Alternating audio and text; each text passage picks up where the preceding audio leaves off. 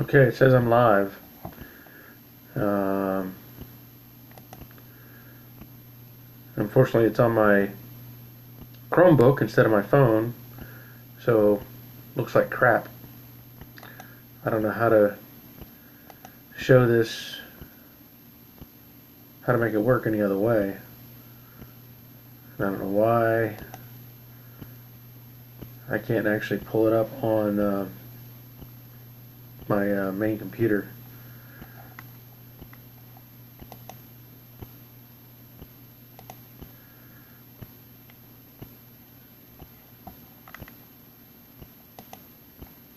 Trying to figure it out. Man, this camera's terrible. uh, like I said, I'm playing with this, trying to learn as I go here. I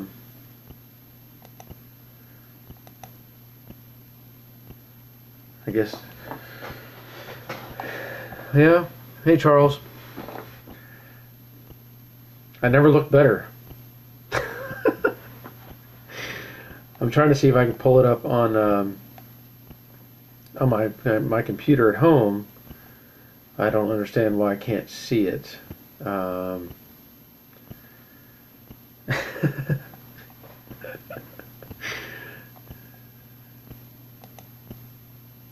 Yeah. Well, I've got 3 people watching, but it's not showing on my computer. I don't understand it. I've been trying to figure this out for the last couple hours, so that this could be at least somewhat productive. But it ain't happening. I don't know how to make the images any better. This is a cheap Chromebook we've been using, and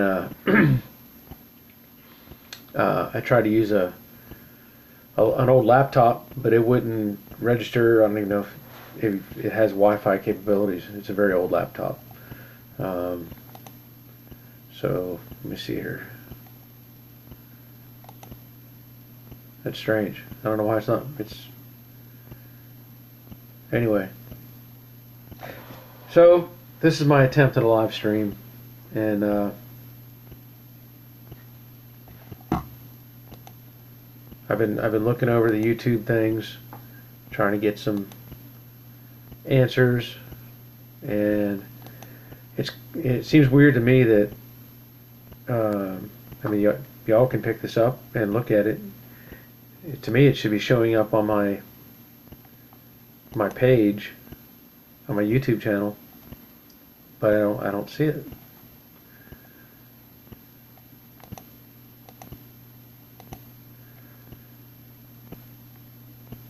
Hey, Blake. Yeah, I'm gonna be squinting, trying to look at my screen down there, because like I said, I wanted it to show up on my channel. Wonder if, let me try something else.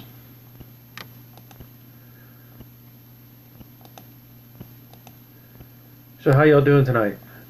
I know there's a big oh, it does upload after I leave? Okay. But I mean, you're seeing it live, so why can't I see it live? I'm doing pretty good. I'm hanging in there. It's nice to see the little things pop up. I wish this was clearer. I don't understand what the conflict is. My iPhone was, of course, has a much better picture, and but this gives me some idea. Hey, that's Colin. Colin? Hi, Colin. Glad to hear your work. It's working in Australia. I wish it was clearer. But anyway, I thought I would, try to field some questions if anybody had something they wanted to ask me or whatever. Oh,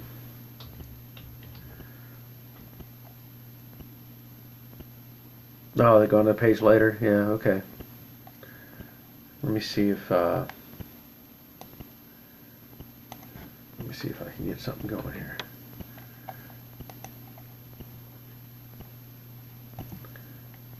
Okay. All right. There I am. Now I'm showing up. There I am. Whoop. Let's see if I can. I don't see anything popping up on the screen. Any questions? Man.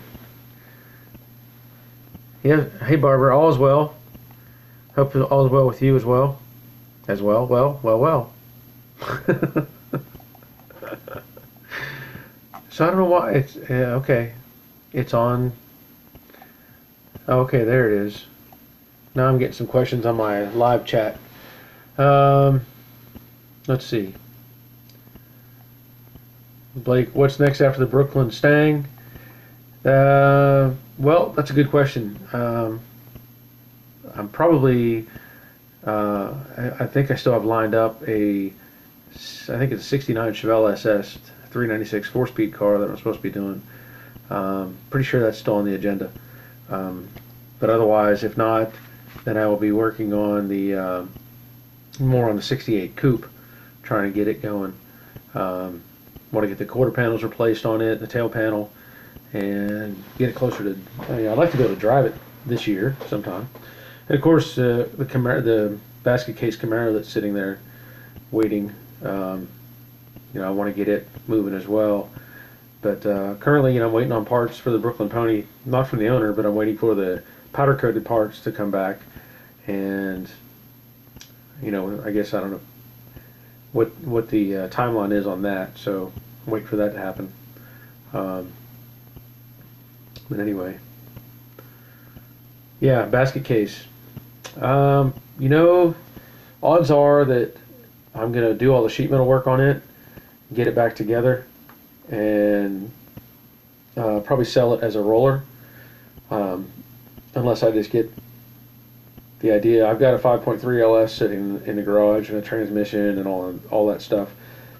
I've considered putting an LS in it and making it a driver, but I don't know. At this point, my goal is to get it as a shell, get it all together, and probably sell it. So, and yeah, the Buick. It's there. It's it's already been rolled. Yeah. Yeah, the Buick, the '68 Buick. It's sitting. I'd like to get it. I'd like to be driving it, and I can. It's actually drivable, but I just I'm having some issues with the windshield. I tried to use the tape to put the windshield in, or the factory bead tape, and it's not sticking. And I think it's because it's a aftermarket windshield. It's not the exact same as a Buick, and so it's not wanting to stick very well because the glass is trying to bow away from the body some. And I don't know what I'm going to do with that yet. On the back glass, I had a similar problem, and I ended up using urethane and gluing it in permanent. Or I say permanent, it can be cut out, but I use urethane, and it's not going anywhere. So getting there. Yeah, it had a vinyl top on it, and a lot of those, a lot of the Rivieras did have vinyl tops, unfortunately, and it did have some rust issues, so got that fixed. I fixed all that stuff up first before I put the glass back in. Had to replace the little studs that hold the trim clips, so I had to put those in. And it's on a way back burner somewhere, and who knows? I might even sell that car. I've always got other stuff in mind and different things I want to work on and get, and so you never know. I might just sell that car as it is.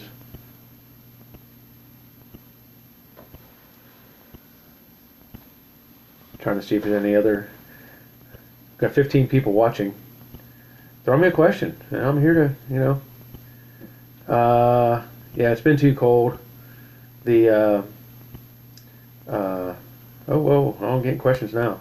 Yeah, it's been too cold to work on a Brooklyn Pony. We've had temperatures in the teens here in Georgia. I don't function well, as I've said in my videos. I don't like being cold, and I don't need to work in the cold. So, just not getting very much done at this point. Um, the race cars are going to be up for sale, or they all are up for sale. Hey, Michelle. I hope I said that right. Michelle. I don't know about that last name. I don't think I'm going to be able to say that. The race cars, oh, -10. Yeah, you can keep that. The race cars are going to, they're for sale right now. I haven't advertised them, but I'm trying to get some more information. From what I gathered from the owner, they were originally funny cars, and supposedly they have some pictures of the. Hey, Michelle. They have some pictures of them as funny cars, and I'm trying to get those pictures so that I can determine who may have raced them or what time period, and they may be valuable to somebody who's trying to rebuild or an original funny car from, let's say, the late 70s or 80s, and that'd be the avenue I would approach that at. Say, somebody trying to restore one or replicate an old funny car. So, Michelle, where are you thumbs up from? Oh, okay. Let's see. Welder brand for a beginner. Harbor Freight, Eastwood. I've heard good things about the Harbor Freight Vulcan, the new welding brand that they've put out. I've heard they're very compatible to a Lincoln, and I've used Miller's, great welders. Obviously pricey. Lincolns are good welders. I mean, I've had a couple of those. Oh, from Saudi Arabia. Wow, that's cool. But I've heard good things about the welders that are in being sold from Harbor Freight. I've heard really good reviews on those, and so at this point, if I was to, if my Lincoln died, I would probably buy one of those Vulcans. I think it's Vulcan is the correct name, but I would probably buy one of those from Harbor Freight and use it. In fact, I'm considering buying the TIG version. They have a TIG model, and I'd like to be able to do some TIG welding just for a little cleaner finish on certain things. So we'll see how that goes.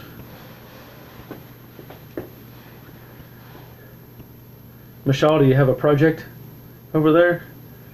Got some old car you're working on? I know the old cars are popular. No problem, Gary. What do you got? Or what do you have, I should say.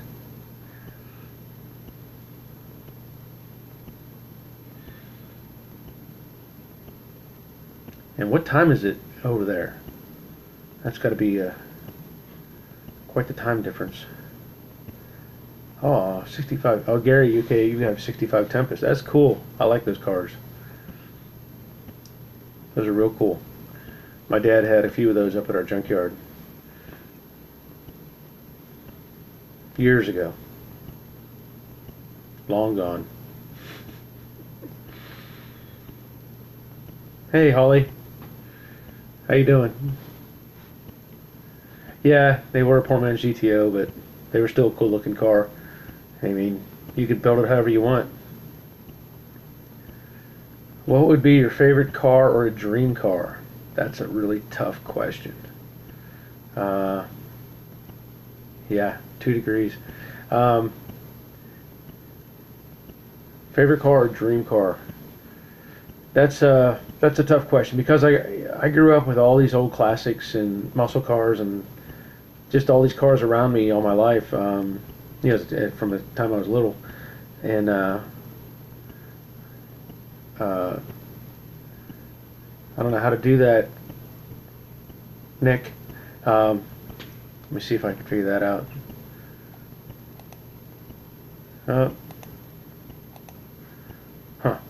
Anyway, I think the car that I would love to have is a 69 Mach 1. Acapulco Blue, V8, 4-speed. That's one my dad had one of those, and that's something that's always had an interest, in my heart.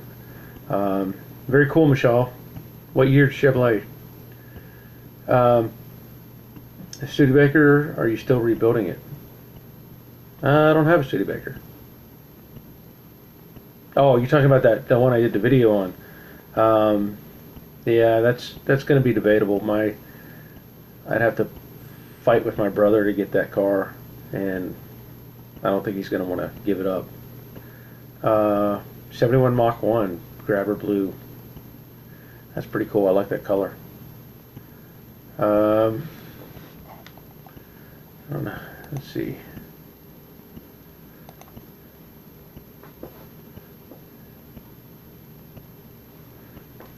Man, I wish I could get this.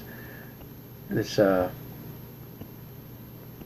wish I could get this to work on my iPhone better. Who do I watch on YouTube? You know, that's a really good question. I don't follow anybody who's a major builder. You know, I do check out Mustang Connection One, Mustang Connection. You can check him out. He has some cool videos. Um, I like to watch people who are still learning actually, and see how, and then I try to interject ideas or thoughts into them, and help them out. I can't come up with. There's one Cobra Fanatic is one guy. There's a Rusty Glove Box. He does some different things, but I don't have anybody actually. VW Darren. He's a pretty cool guy. I've watched some of his stuff. He does obviously a lot of Volkswagen stuff, but he also does muscle cars and different things. So it's kind of cool to see that.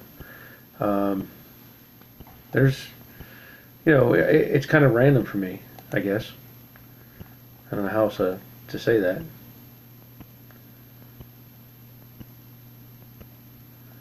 Let me see here.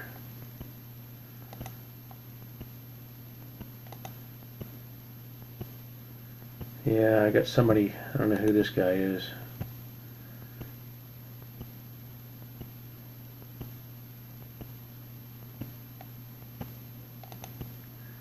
Let me see if I can take care of,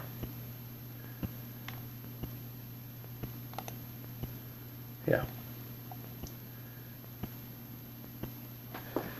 Going to help some of the subscribers, yeah. Yeah, I'm probably going to do more of that. I want to, if nothing else, I want to go do interviews with people. I want to go talk to them about their car and why they're building it and why they like it. And there's one guy up, he's north of me. I want to go talk to him. He's building a 66 Mustang with his son, and it's looking really good. So I want to go see him. And then also there's another guy south of me who's building a car in his garage. He's got a 67 or 68 coupe. So yeah, I want to go do more of that, and I consider doing some of that this week or next week, really. The one guy would be fairly close to where the powder coater is, so I might just load up the camera and stop by his place and do an interview with him and check out his car.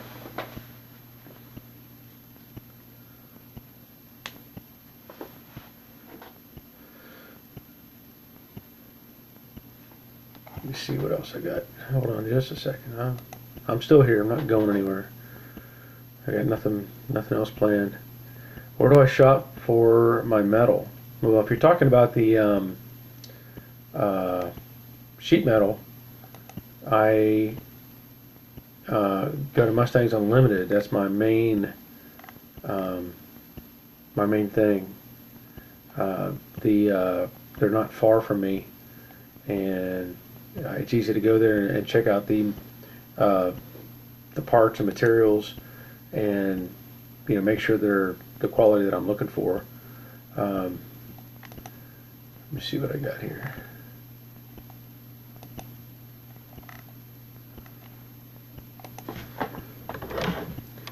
Now somebody was asking me about a frame swap.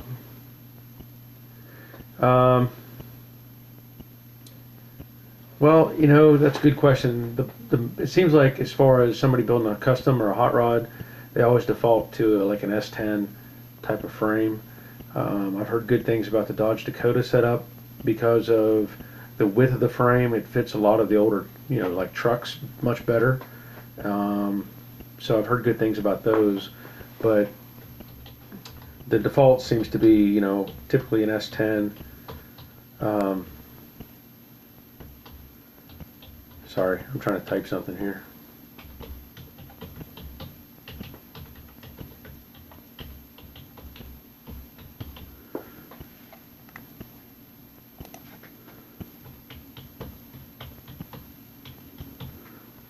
I'm still here.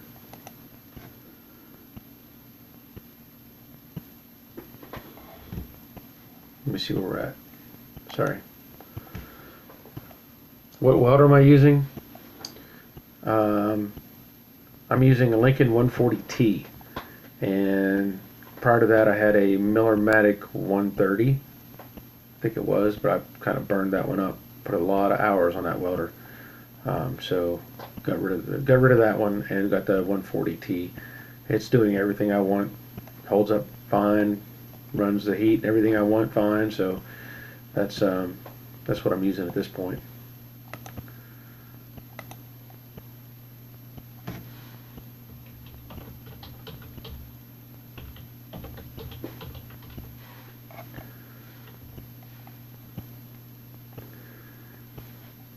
Curious if I've ever used Pour 15. I have. Let me see.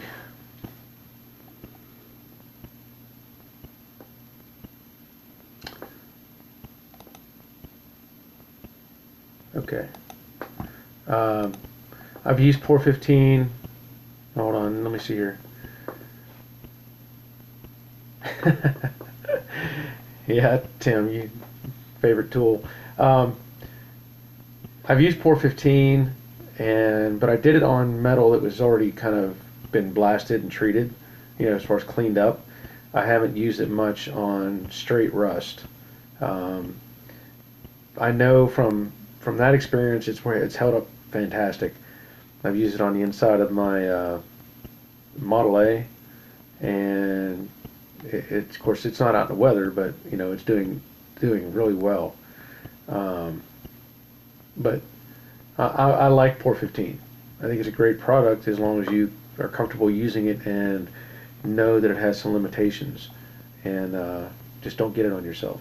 I can say that. Harbor Freight plasma cutter is working fantastic.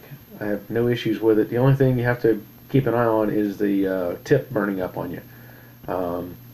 It's a consumable, so it goes away as you cut, and so you just have to keep up with that and replace the tips. But I love, as I've said before, I love my plasma cutter, and that's what Tim is commenting on. Yeah, you won't sandblast Pour 15. You won't get it off. But what I did is, what I was referring to is the metal was already sandblasted that I put it on top of. So if that makes sense. Yeah, it's durable. I think it doesn't. It lacks a UV protection though. I don't think you're not going to put it on in direct sunlight. It'll cause it to break down and eventually fail, from what I understand. Now I think they have other top coats that go on that. So if you ever use spray wax as corrosion protection, if so, when do you apply? After paint? I had an old VW wax that seemed to work well. I have not used a spray wax or used anything like that as corrosion protection. I've seen it, but I've not used it, and I can't really give you any opinion on that as far as that goes. Yeah, I assume everybody can hear me okay. I don't know if I'm speaking loud enough or not. I hope so.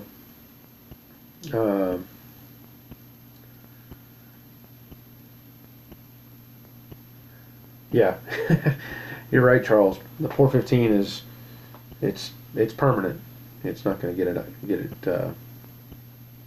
You're not going to get it off. Yeah. Okay, good. Well, at least the sound is good. I wish the video was better. Hopefully I can, figure it out later on. Thanks, Gary. Yeah, I tried to, I've been wanting to do this for a while, and I'll probably do it again. I've just been, playing with the idea of doing the live thing because, I do my videos and, I talk and I talk about what I'm doing, or I do my vlog and I talk about, what's on my mind at that time. And I thought this would be a cool way to, at least show you another side of things.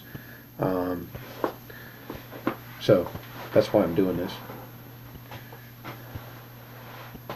Do I still have stickers for sale? Well, yeah, I do. Some. Look, I got some right here. Not very many at this point. I may have to order some more. Hey, from Iceland. Very cool. I don't know. Yeah, I'm working on getting some shirts made. And Canada. Cool. Iceland, I have no idea how to say that name. I don't know if anybody can see that or not. That's Peterson. I can say the last name, or I assume it's Peterson. But the first name, I don't know what those. I recognize most of the letters. I don't know what the little. I don't know how to say that. So I'll just say Peterson. Hey Peterson, good to see you. You can hear a second hand? I don't have any clocks going. I don't have any clocks. That's weird. You might be hearing the gosh, I don't know what you're hearing because I don't have a clock in here at all. Adelberg. Is that right? Adelberg? Okay. And what about Bob? Adelberg? I hope that's right. Adelberg Peterson. I assume that's how it would be said. Cool. Iceland. That's interesting. Ah, I don't know what you're hearing. Let me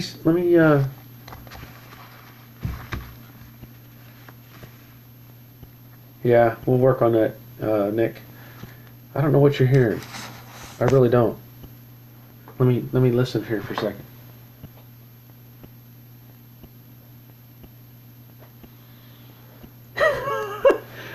Sorry, I don't hear anything. Man. Because I don't have one clock in this house that runs off a battery like that. So clock ticking. I don't know what's going on. I'm getting text. No, I don't have a watch either. No, I'm in the computer room. I have my computer and she has her computer. So, man, thanks, Raul. Yeah, Michelle, they never called me back on the TV show, and I don't know what's going on. I emailed them. I'm not going to worry about it.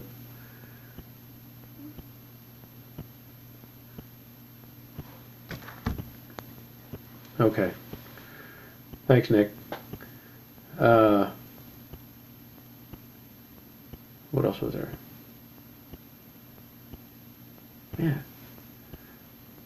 Yeah, I have my own TV show right here. Just got to build it. Yeah, that's true. I mean,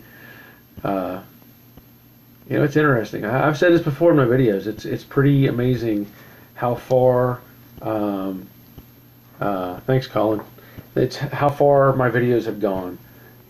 What I'm seeing right here, and I've got people from Saudi Arabia and Iceland, and I missed the other one. Oh, from Canada, of course, and Georgia, and Pennsylvania, and all over the place. It's very, very cool, and it's amazing how small the world becomes whenever you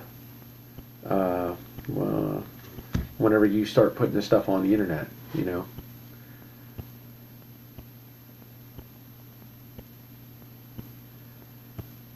I'm getting a text from somebody asking about the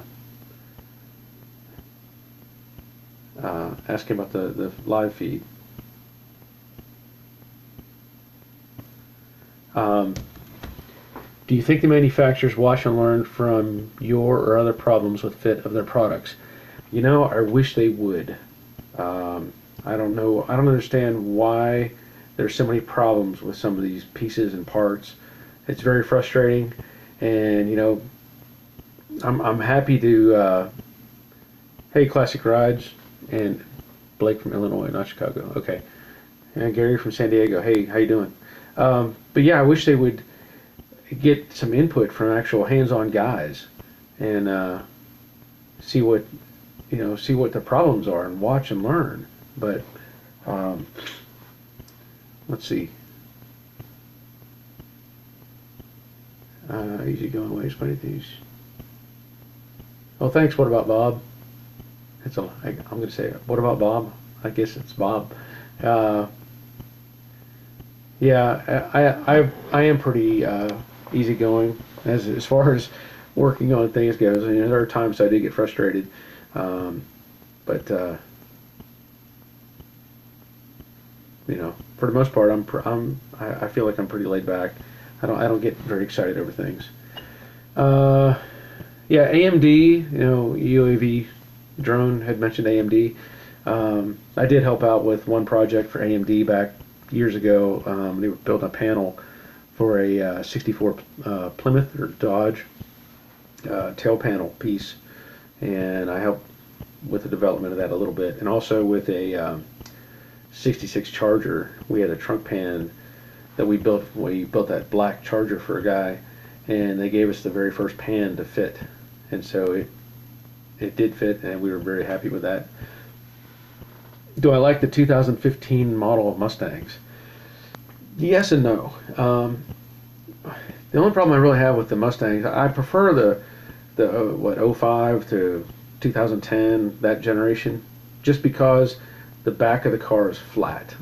All the Mustangs, early Mustangs, had a flat back panel or a subtle curve, but the new ones with that tapered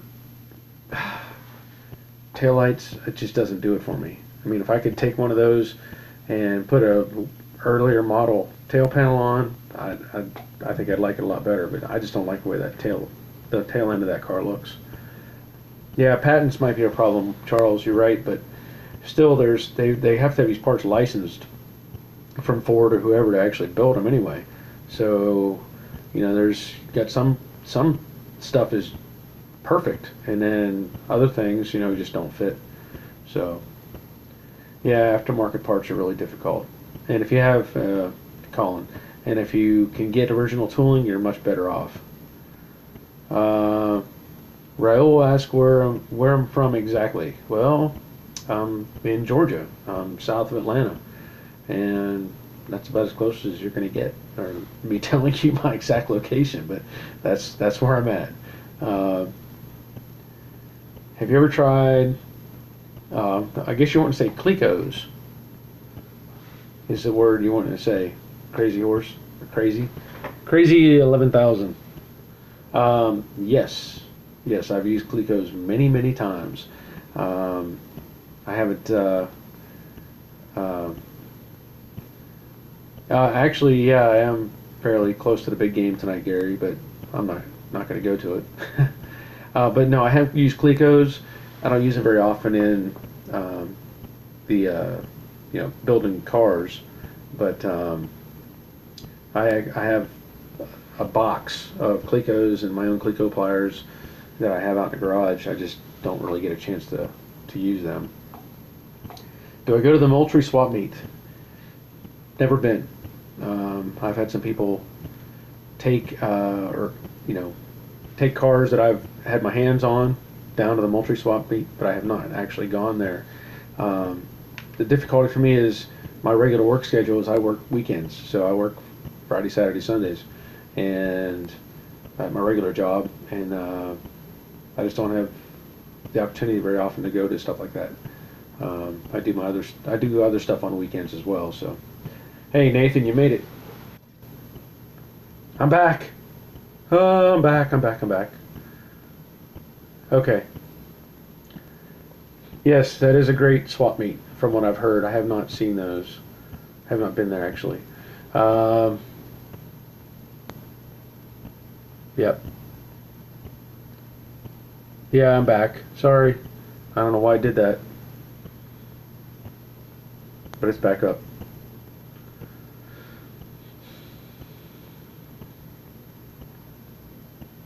Surprised nobody's noticed what I have behind me.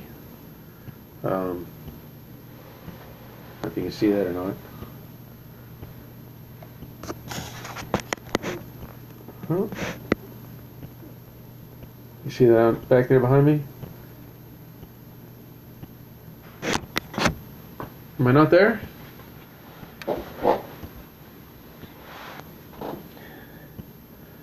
Yeah, that's a flag. I had some flags made up. Yep, yep. That's a flag, and I'll just let you know that the I've talked about what I'm going to do for a giveaway, because I'm right at 13,000 on my subscribers right now, and look, I got no hair. That's why I wear a hat all the time.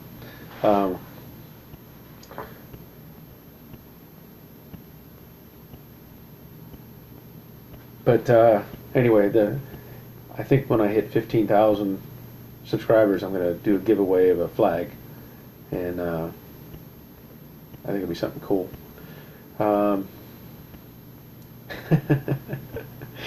No, it's not, Tim. Yeah, you're welcome, RM. I don't know who you are specifically. I'm sure we've had a conversation. Have you ever heard of Easy Grind MIG wire? No. I'm not sure what that would be, or how that would be any different than some other type of MIG wire.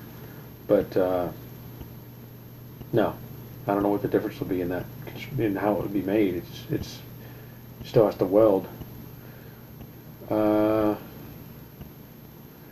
Hey, Mr. 67 GTA, glad you made it. From your experience, is there any difference between the aftermarket parts depending on the brand name or dealers? Michelle. Well, I talked about this some with the Brooklyn Pony.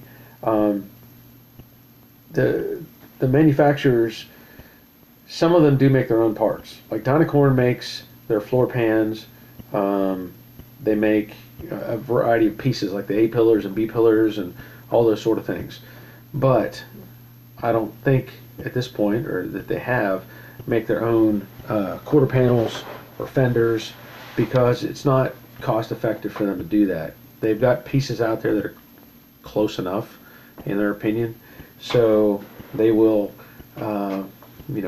basically do what I showed in the videos. They'll just put a sticker over the other manufacturer and say it's theirs, and whether they charge you extra for that, I don't know, but that's what I see happening.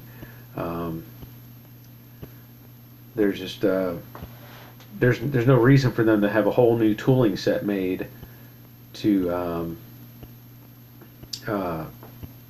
make replica or the same thing other people are already making. So certain pieces are fantastic. Like they said, like Charles talks about the Dynacorn full floor pans. Yeah, they're great. But the as you've seen, I've had fitment problems with aftermarket parts fitting those panels. So yeah, they're fantastic, but they have some issues as well. Hey, Godfather Custom Bernie, good to see you. Let's see. Harvey, let's see. Harvey's asking, what do you like for the bottom of a 68 Mustang with all new frame rails and floors? Well, that's a good question. There's obviously treating the metal that's there, whatever you've got. I don't know. There's welds or blended stuff you have. You got to treat that with epoxy, in my opinion, and then follow it up from there with different, whatever kind of undercoating or material you want to use. There's lizard skin is one of the options. There's people have used brushable undercoating like you would use on a bed liner, the brushable bed liner stuff. There's a variety of things, but you got to treat the metal first off with the epoxy and build from there. And obviously seam, all the seam seal, get all the seams sealed, so that you don't have any issues.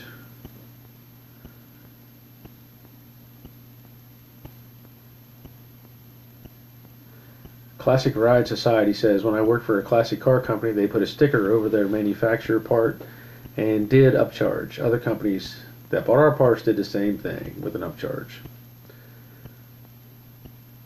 Yep. Yeah, I actually used the brushable bed liner material on the floor pan of the dune buggy that I built. That stuff is tough. It is holding up very well, very well. I've had no issues with that, so I'm pretty happy with that. But yeah, like I was saying, the decal paint job, you know, the sticker or the vinyl wrap, they're okay. I mean, you can, depending on your car and what you want and how you want it to look for a period of time. You know, I think the vinyl wraps are only good for like 6 months to a year, actually, from what I've heard. Then they start breaking down. So,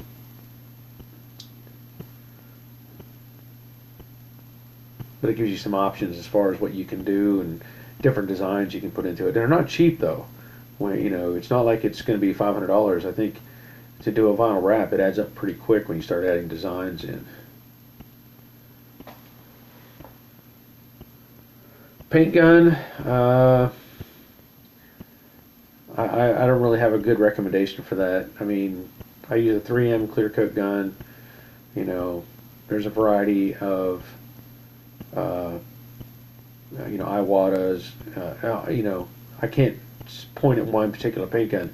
The kit that I have actually is a 3-piece generic kit from PPG. It's just a 3-piece kit they sell that has, you know, a primer gun, a paint gun, and then I use a 3M clear coat gun. So, Gary asks, out of all the cars and parts that went through your wrecking yard, what parts and pieces would be most valuable, or if you would go back in time, what would you be looking for? Well, that's a good question, because, you know, the car, the Junkyard started in 1960, and my dad raced Studebakers, and that's how it all started.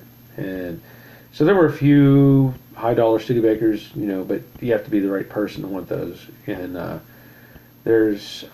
we had a 61 Impala SS, well, it belonged to a friend of my dad's, but it was a 61 Impala SS 409 convertible that got, well, rotted away, let's just say. But I mean, we had Impala SS's and had, yeah, 63 Avante. We have one of those. It's still there. It's in storage, but we have a 63 Avante. But there was, I can't even tell you, there's Olds 442s. There was a couple of Mach 1s, a 70 Mach 1, I know, a 69 Mach 1, 55 Chevys, 57s. You know, it's funny, my dad had a tank. If you look up M4 high-speed tractor, it's a tank retriever from World War II, and it's actually still there. And my dad would crush cars with that thing, and I can remember as a kid riding in it, and when he's running over 57 Chevys, Edsels, you know, all kinds of Buicks and Oldsmobiles, and he would just crush them and then haul them off for scrap metal. Yeah. But look it up, M4 high-speed tractor, and you'll see what I'm talking about. It was a tank retriever from World War II. So, it was crazy. Oh, it's true. Yeah, it's southwest PA. We'll just put it that way. 70 SS 396 Chevelle, wow, that would be cool to find one of those. 36, yeah, 36 Diamond T pickups are nice too. Yeah, hard to find.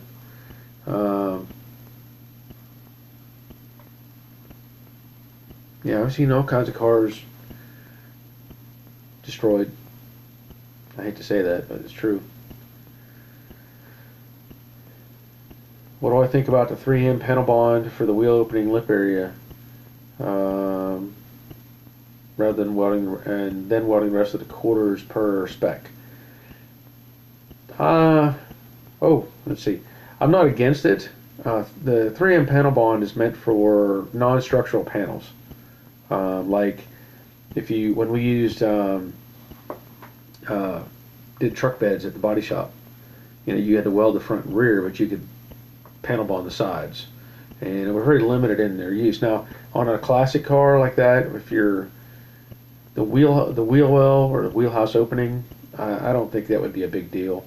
You know, as long as everything else is welded, I think it would be okay.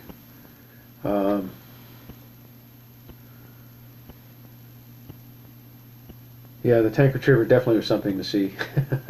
Yeah, it's still there. In fact, I had some video of it. My brother, the top of it got cut off, and he welded on 4 bucket seats, and we would go out running through the woods with it, run over trees and all kinds of stuff. But I have a video of that, and I should upload it on here.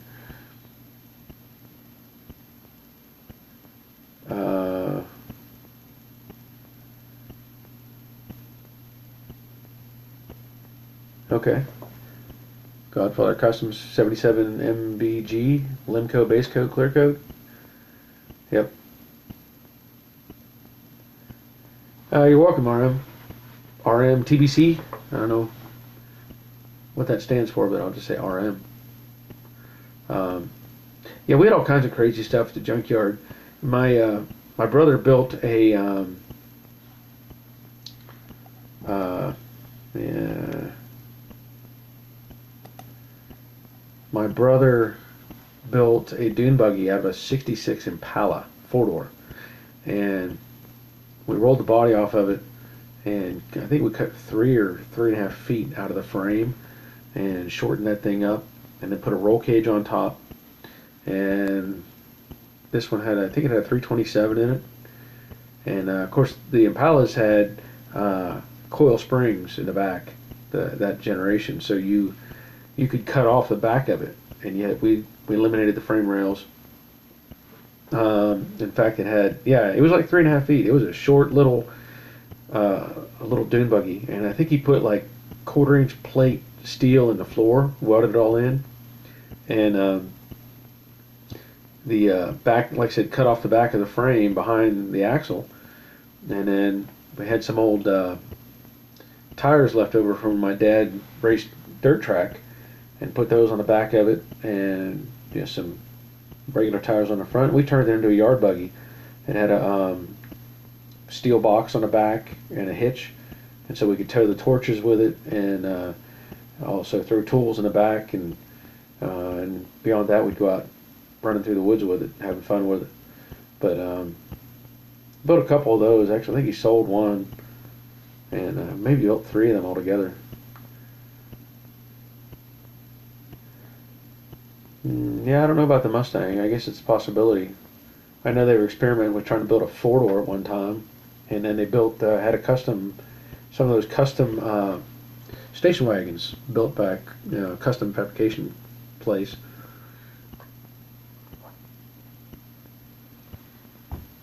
Which I think those are really cool. I like the idea of some people taking stuff like that and not doing the normal all the time, trying to do something a little custom that's not butchered, but has a nice finish to it. I like seeing stuff like that, because you can, if you go to a car show or something and you see how many. I've been to big car shows, and you see a row of red 57 Chevys, red with white interior. And I've seen like 15 of those cars sitting side by side, and they're all identical, and it's like, well, great, but I like to see different things. Hey Cliff, 57 Chevy 4x4 pickup tow truck. That would be a beast. Huh. Yeah, I have to check that out. Wonder why they shortened it 6 inches, and where they shortened it 6 inches.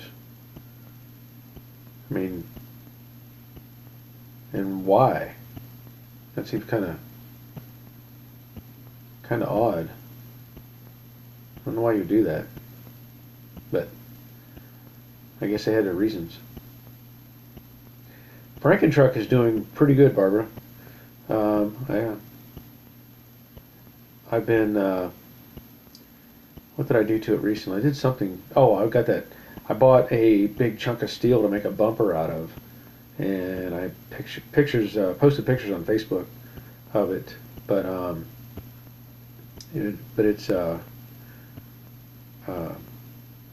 it's running great, doing great. I still have things to finish, but I've been using it. You know, I haul stuff with it all the time, and tow with it whenever I need to, and so it's been really fantastic. Let's see what we got. Yeah, you're right. First generation Camaros. You're right. There's a ton of those out there, and you know, I've seen pictures of one where they took a roof from a '68 Chevelle convertible or a station wagon and merged it onto a '69 Camaro. Thing looked really cool. It turned it into a Nomad Camaro, and I just thought it was really cool to see something like that. You know, to be creative like that. Patch panels for '79 Lincoln. I have no idea. That's not in my wheelhouse. Sorry. Yeah, parking lot full of the old T-Birds. Yep, same thing. I mean, there's nothing wrong with it, you know, but they're all, I mean, you look at one, you may as well just keep on going. You know, a lot of times I just walk right by those because it's not appealing to me, you know. Recently I went to a cruise in, and a guy had a 64 Pontiac, what was I can't remember the name of it, but it was a big two-door hardtop with a factory 4-speed in it, tachometer, white with red interior. It was just beautiful car, and it's something you never ever see. So no, it wasn't a Starfire. It was a big car. Starfire was more of a smaller version. Yeah. Yeah. I like the custom stuff, but gosh, I have pictures of that Pontiac, and I can't think of what it was at this point.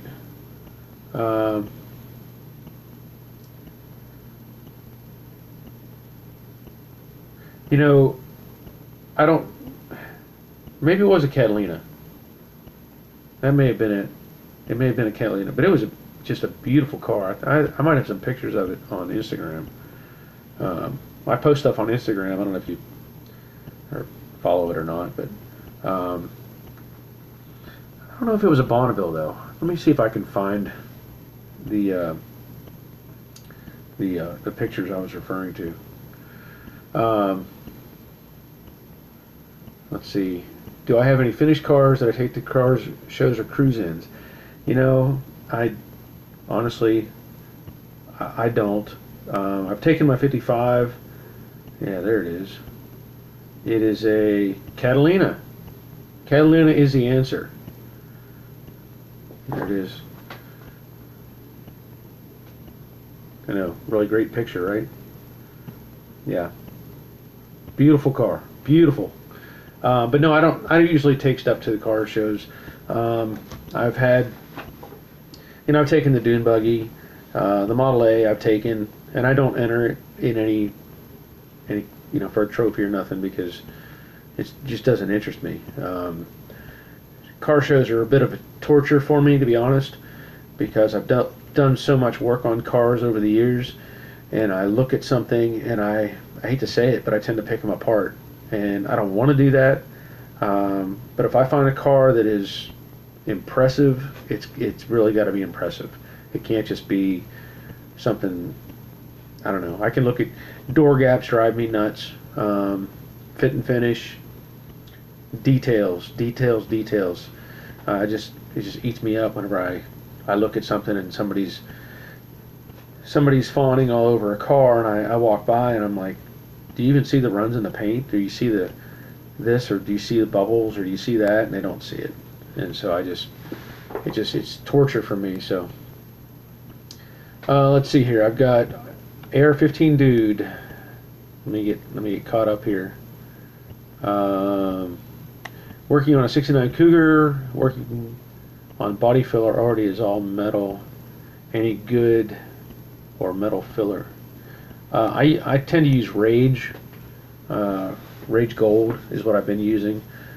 Eastwood is good stuff, but I've just been using Rage, so I'm pretty happy with Rage. Hugo, dimensions, wheelhouse to wheelhouse. Nope, don't know.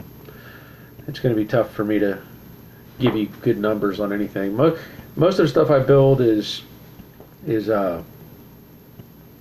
know, you've seen how I do it. I tend to build, assemble as I go, test fit, mock up, refit. You know, the factory tolerances weren't real tight, and so I'd rather make the panels fit each other and be done with it than to, you know, have exact dimensions, I guess. I've had a lot of people ask me about that, but it's just the way that I do it. So let me see what I got here.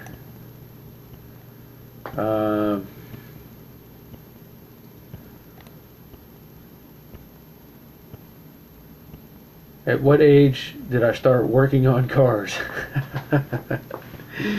Well, probably around 8 or 9, being my dad's junkyard. I know for sure I was doing stuff for him at 10 years old, and I was driving cars at probably 12.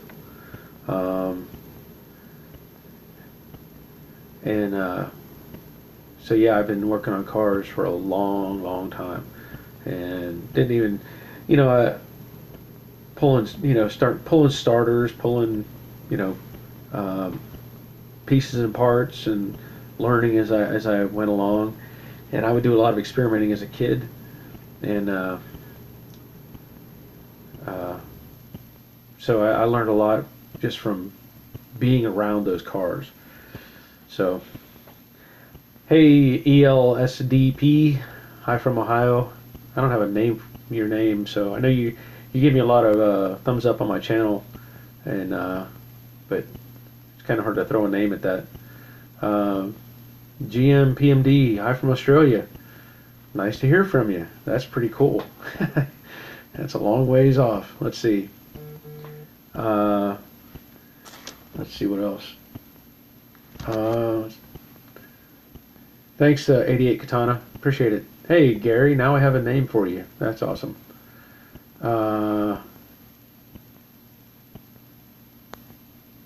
many hornet bee nests did you have to dodge, run from at the old yard? Enough. We had more problems with, well, I won't say problems, but we had lots of snakes. And my dad hated snakes, and I actually loved snakes. I used to catch them all the time as a kid, pick up old car hoods, and I'd catch them and play with them, all kinds of stuff. And I've told the story before, haven't told it on here, but one time I opened a car hood. It was early spring or late spring, early, maybe early summer, and I picked up or opened the hood of a car. I was checking on some parts of something, and I found a snake coiled up on the valve or the air cleaner, and I just reached over and grabbed it. And I thought, wow, this snake's pretty cool looking. I need to go show it to my brother. So I carried it down to the garage, and he kind of freaked out because I didn't know what I had caught, and it was a copperhead. And so this thing was like 2.5 feet long, and he was freaked out. So we ended up cutting its head off. Can't have copperheads. So yeah, Charles, you know,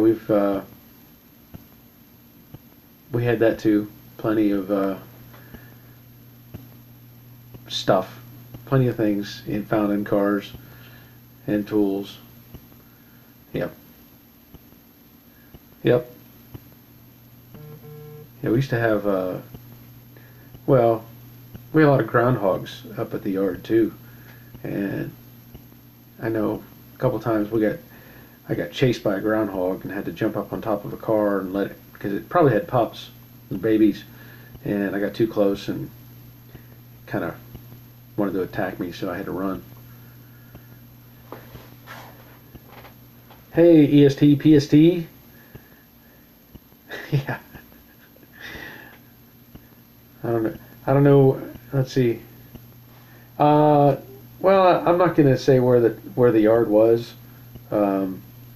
It's that's not information I'm not allowed to share.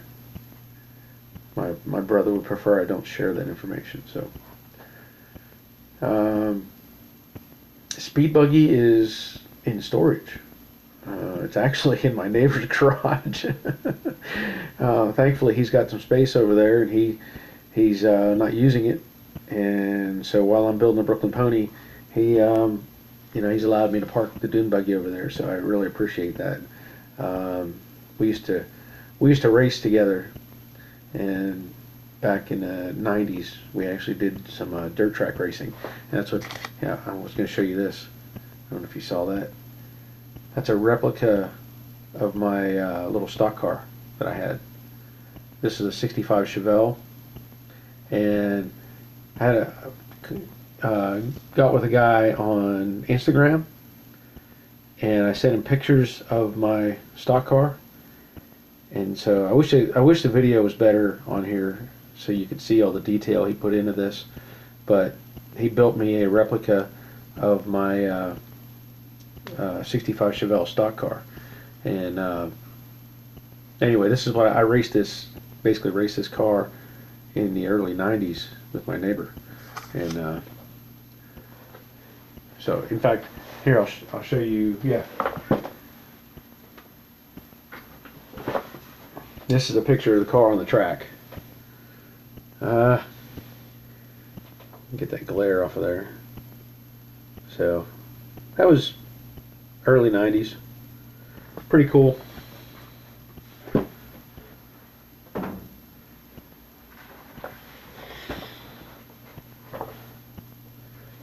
Yeah, that's actually, it was a Matchbox car, or a Hot Wheels car that, I mean, oh man, I wish I could show you all the detail on this. Like I said, it's even got a window net in it, and just really cool. So if you look up on Instagram, B&C, letter B, letter N, letter C, B&C Wheels.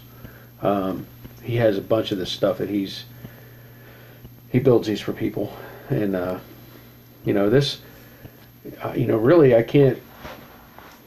I'll just tell you, I paid $50 for that. Well worth it to me. I couldn't build one myself, and I mean, it's just a beautiful little replica, and so, you know, check him out, and you'll have you can check out some of his stuff.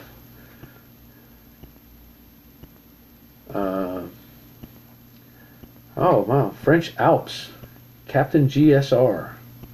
Nice to hear from you. 496 stroker. No. Yep, you're right. I saw that Wrecking Yard's comment earlier. Young lady, woo. You guys. I can tell you I'm having lots of fun with this. I mean, it's interesting.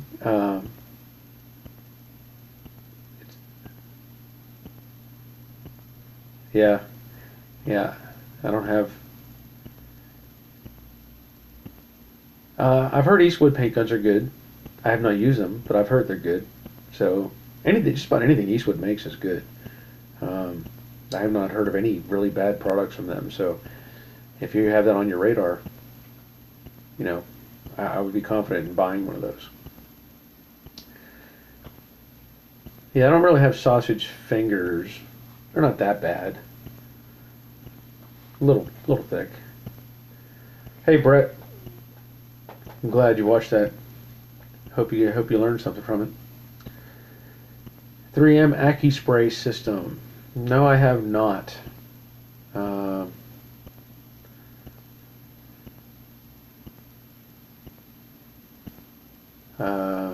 I'm not familiar with the Accu Spray system, so I can't really. Yeah, DeVilbiss is another good one. You're right. I don't really think about those stuff in the names of those brands popping into my head. All right, we'll see you, Blake. Yeah. Yeah, go dogs.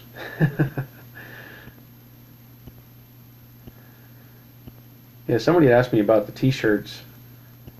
I'm still working on it. I have my designs, and the difficulty I have, and this was an earlier question about the t-shirts, but the difficulty I have is how to distribute things. I can get them made, that's not a problem. But the hard part is getting them, distributed properly, and trying to figure out how to use Shopify or something. I think Shopify is probably my best option, and have that. Maybe have to do t-shirts, and I might try to get some hats made and different things like that. I'm glad you liked that video, GM. But that's my biggest thing, is trying to figure out how to distribute those things, because I'm not real super tech savvy on that.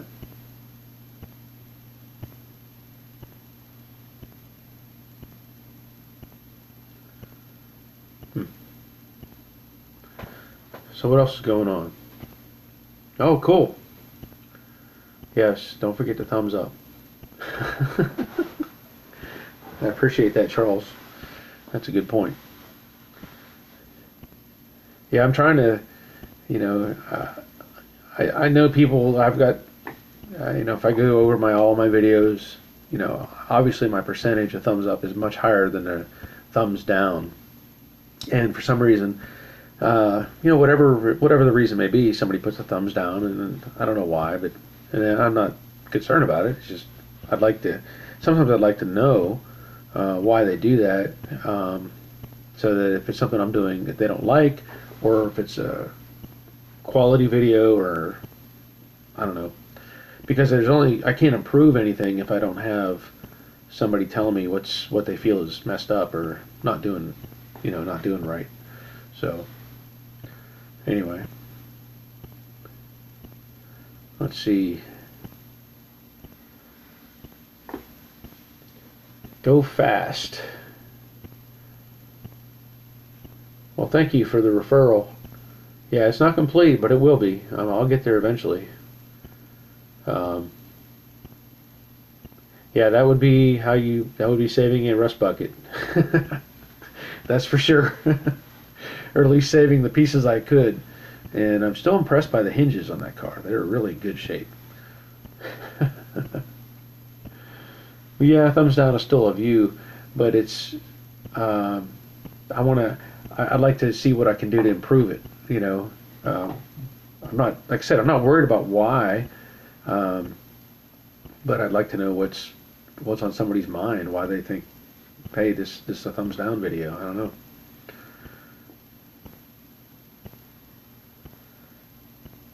Yeah, probably. How far do you think it is worth going rest of modding a late 60s Mustang to make it a modern driver? Oh, that's up to you. I mean, I don't know. I mean, Eric, I don't know. people are, like I said, I'm putting a bunch of time in this car for the on the Brooklyn Pony, but it's what he wants. It's what the owner wants, and you know I'm building it the way he wants it, and I have no problem with that. I think it's great, but it's hard to give you how far how far do you think it's worth going?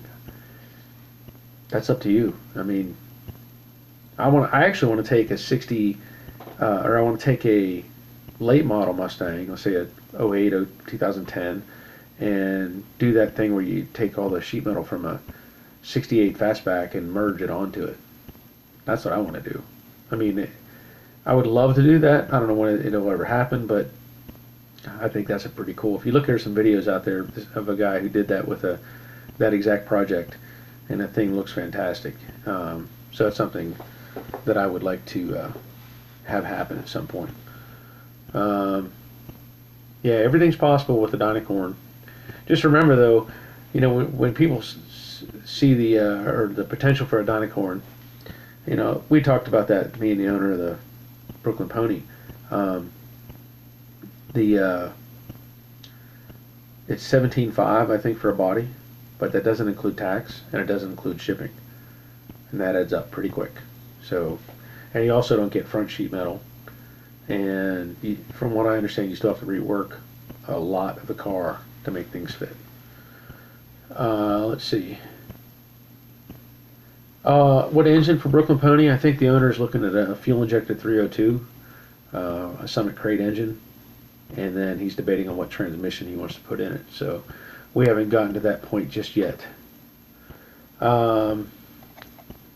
What was the question? Michelle asked me, where's it at?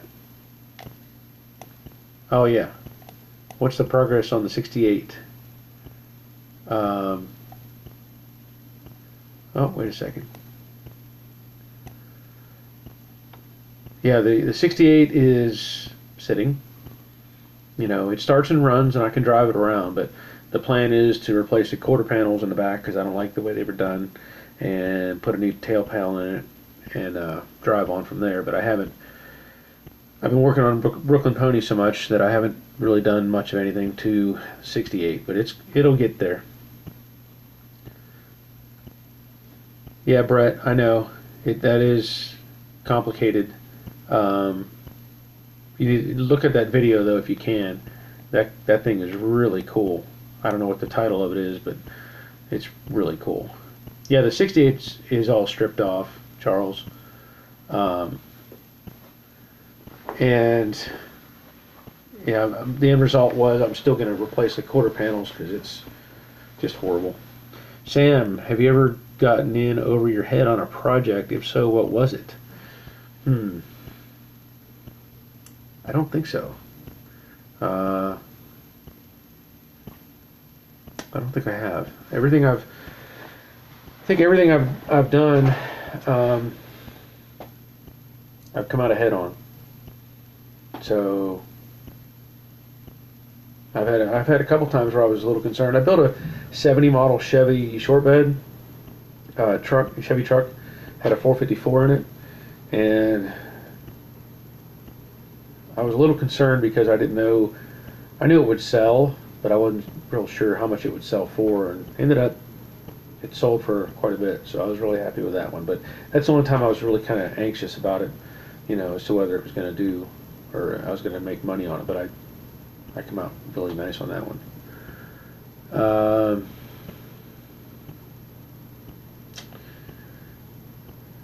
I don't know how to say that. Soy CQ V8 flathead in my '70 convertible. That sounds interesting. I'm not sure what the question is there. GM driver resto. Do not do frame off. Okay, I don't know what that's about.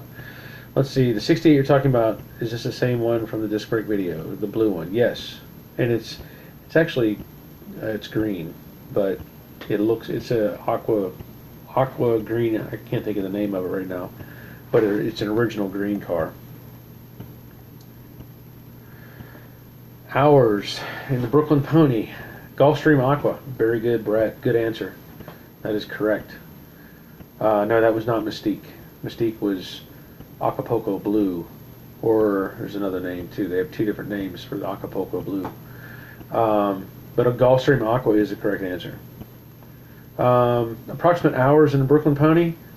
No idea. I'm horrible at tracking hours, and I don't even know. I couldn't tell you, honestly. I have no idea. Let's see. Captain GSR. Love your videos. I learn a lot from them.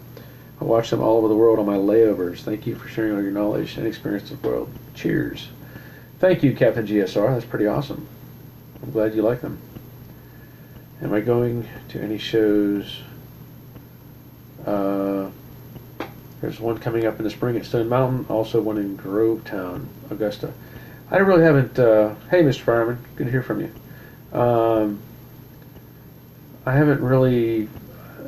I haven't really looked at doing or going to any shows. I mean, any cruise-ins. I try to go to.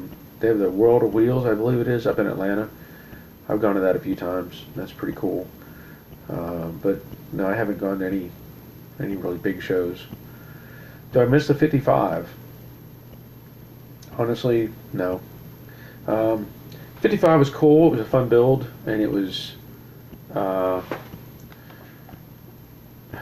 right, let me get rid of this. Yeah, let me just.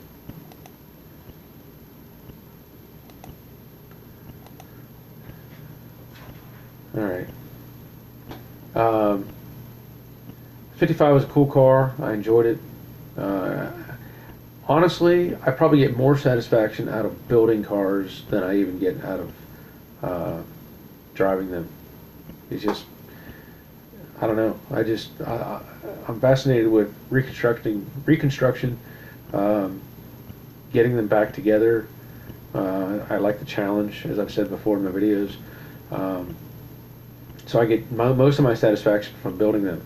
The 55 Chevy ended up just sitting, for the most part. I went for a whole year. I didn't even drive the thing, and I thought, why am I putting insurance on this? And I knew my neighbor wanted it, so I said, I'll just get rid of it. I can build another car, and I'd rather look at the potential of making some money on it than just have it sit there, So.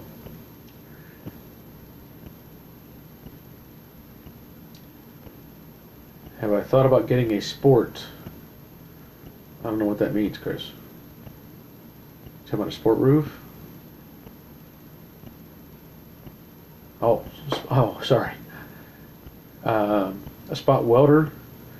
I've thought about it. I've looked at them at Harbor Freight, but I haven't. I don't know. I like running the regular MIG, and I guess because I don't have much experience with a spot welder, I'm just not too interested. It's on. I have thought about it though, so you never know. I might end up with it one day. Let me see here. What did I miss?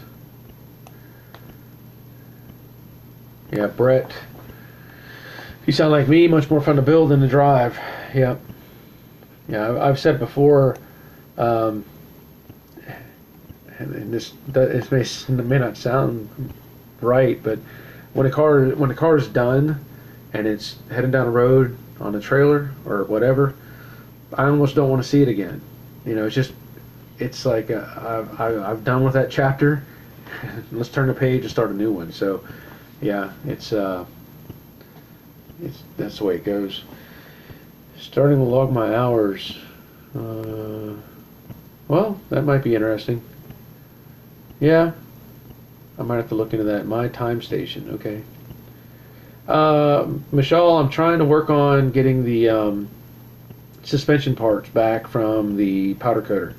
So until I get to that, and until the temperatures come up, it's too cold. I don't work out in the garage if it's below 40 degrees or even maybe 45, so it's just not going to work. Yeah, the Model A is a completely different story. You're right, Charles. That car, I honestly, every time I drive it, I feel like I'm riding with my grandfather. And so, yeah, that car is completely different. Um, let's see here. Back up a little bit.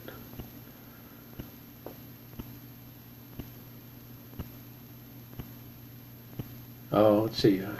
Somebody, I think there was a Mustang or Camaro question. Oh yeah, Mr. Fireman. You know, that's a really good question. Um, I'm on both sides of that fence. My dad had a, 69 Mach 1 that I loved, and through a series of events, that car went away. And then I started playing with Chevys, and I discovered how easy it is to build Chevys, at least as far as the drivetrain and everything. So, yeah, I have an affection for both. But you know what? I even like Dodges, certain ones. Um, I'm a car guy, period. I can't go to a car show and say, hey, I want, I'm only for the Chevys, I'm only for the Mopars, I'm only for the Mustangs. I just, I'm a car guy, period. So there's certain ones that I even AMC's and Studebaker and Packard and all these cars, they're just, there's a, yeah, gearhead, yeah. So I'm just a car guy, period. Uh, yeah. Yeah, I mean,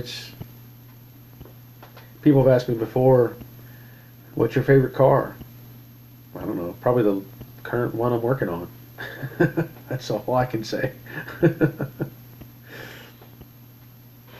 Yes, Pontiacs too. Yeah. I mean, I've seen them all. I've seen some really strange vehicles over the years. Um, there was a car in our junkyard. It was called a Goliath. Okay, you ever heard of a Goliath? That's a real car.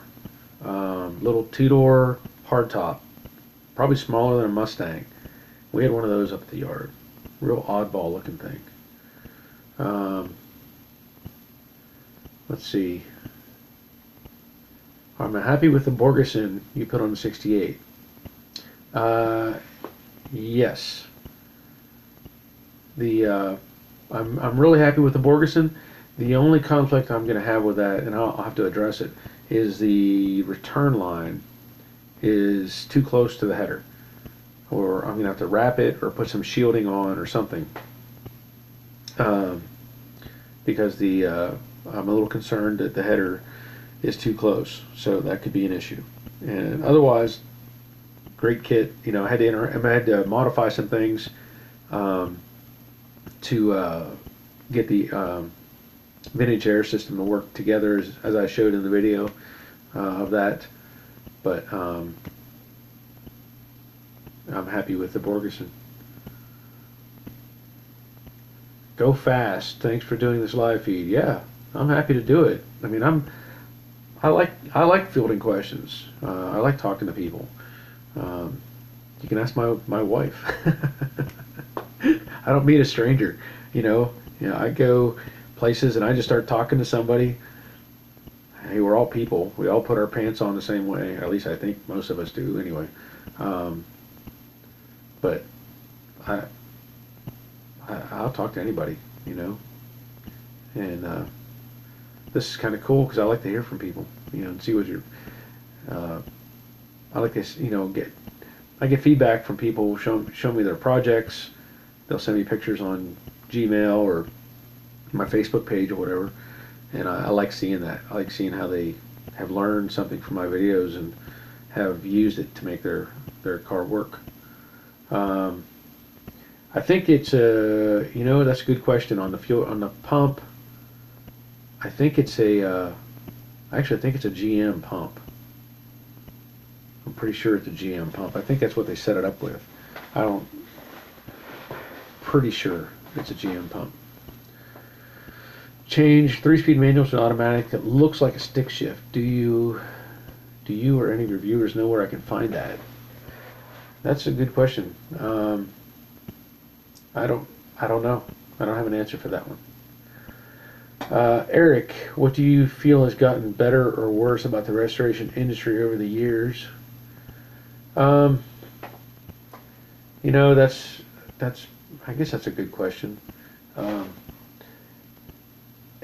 the difficulty is you see these TV shows where somebody has taken a whatever the show is. You can pick any of those shows, and they show them finishing a car in a week.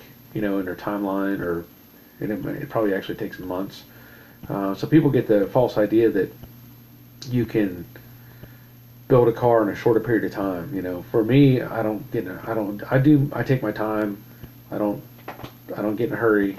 Nobody's going to pressure me to do something that I'm not going to cut corners. But you see people taking advantage of that too. Some of these shops, they'll take in a car and say they're going to do a restoration on it when they really don't. Um, they'll fill it with Bondo and spray it and say it's restored, and it's not. It's just covered up and hidden. And so, you know, you get people that have the idea that, hey, I'm going to have a restored car that I'm going to love forever, and they find out that 2 years later its body is cracking and things are falling off because a body shop or a restoration shop took their money and took advantage of them.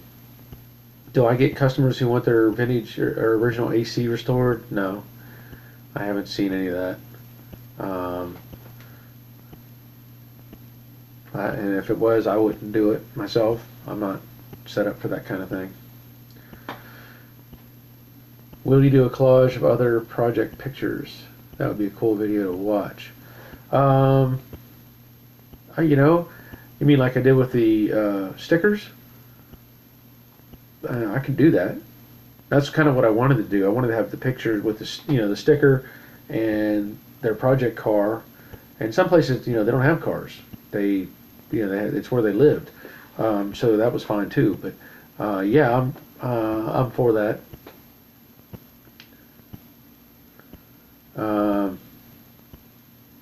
Yeah, Scott Drake has probably gone downhill because they're cutting corners, yeah, from the stuff that I've seen. Yeah, just like Goodmark. You know, Goodmark, they were making really quality products, quality sheet metal, and I don't know if you're all familiar with the story, but the guy who started that, his name was Mark, and that's how the name became Goodmark. And he had high standards, and he wanted to maintain those high standards, but he had to raise money for the business. So he had to bring in backers, financial backers, and basically all they saw was dollar signs. They didn't care about the quality. They wanted to make money, and so they eventually voted him out of the company and took it over, and then started downgrading the quality of the products and raising the prices or whatever, and cashing in. And so he was locked out of the company, or he could not be, based on the settlement or whatever they did, he could not be involved with making panels anymore. And so Goodmark's quality just has dropped tremendously.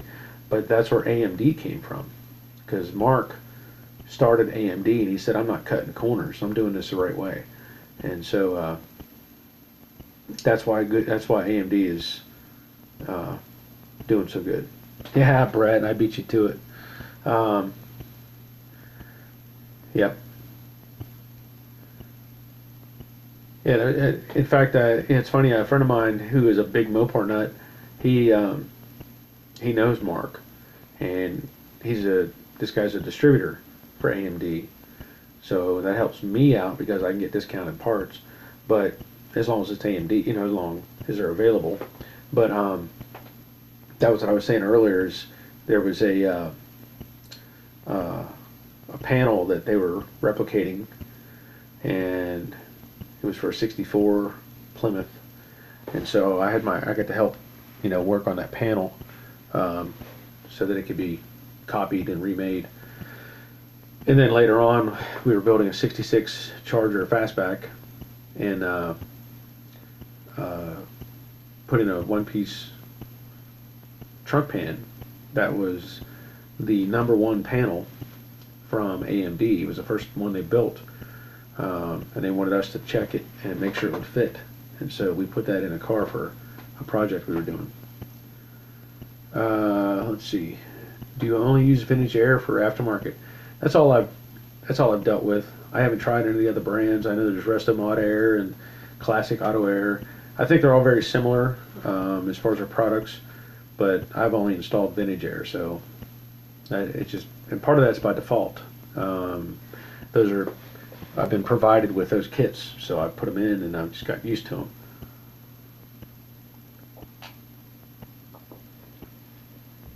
Let's see. Yep, AMD Installation Center, yeah.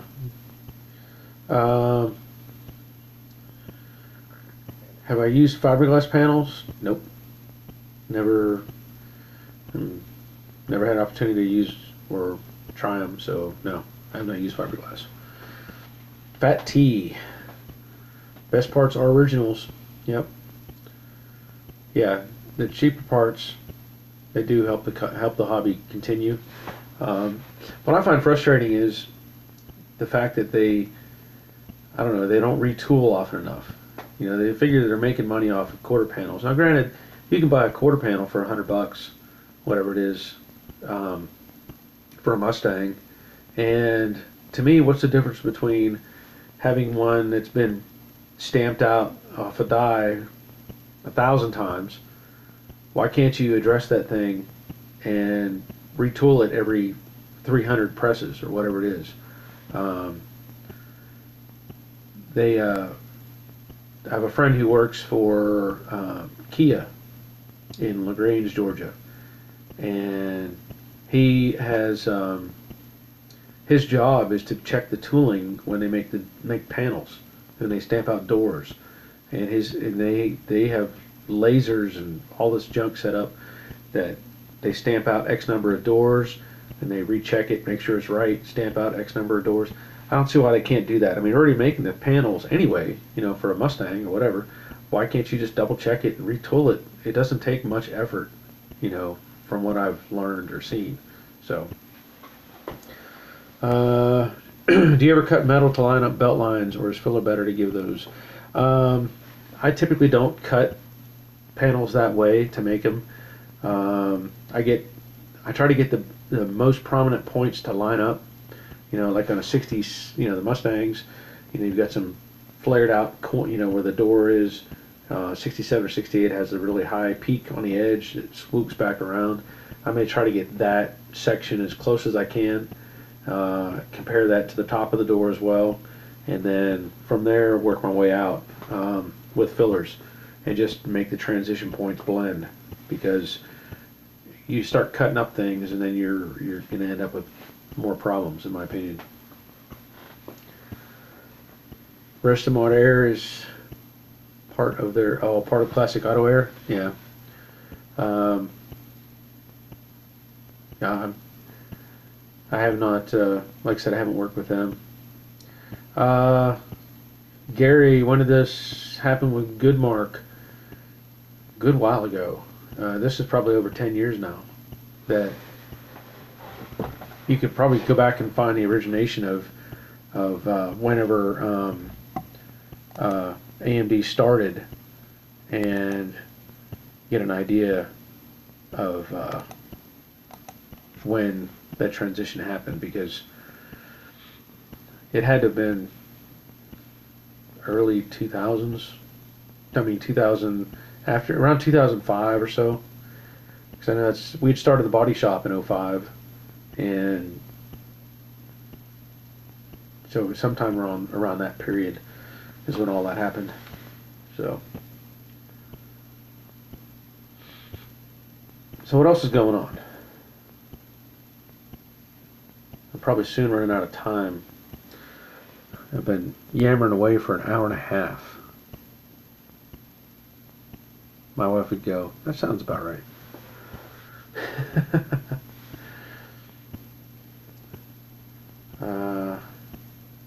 Mr. Fireman, did your father get you into this? Yeah, I'll say I was kind of forced into it. Honestly, you know, growing up with, you know, I have a brother who's 6 years older than me, and I've got a couple sisters. But, you know, we were always playing with cars and building things, and a lot of times it was like having a job.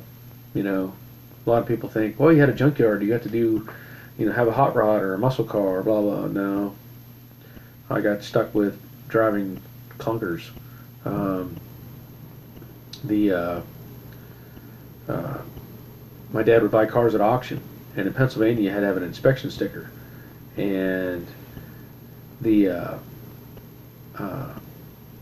stickers would run out, every year, and you had to get the car re-inspected. So my dad he'd go to an auction, he'd buy a car that had a good sticker on it, but it might have the whole right side smashed, and we'd bring it home and put a tag on it from the junkyard and just drive it.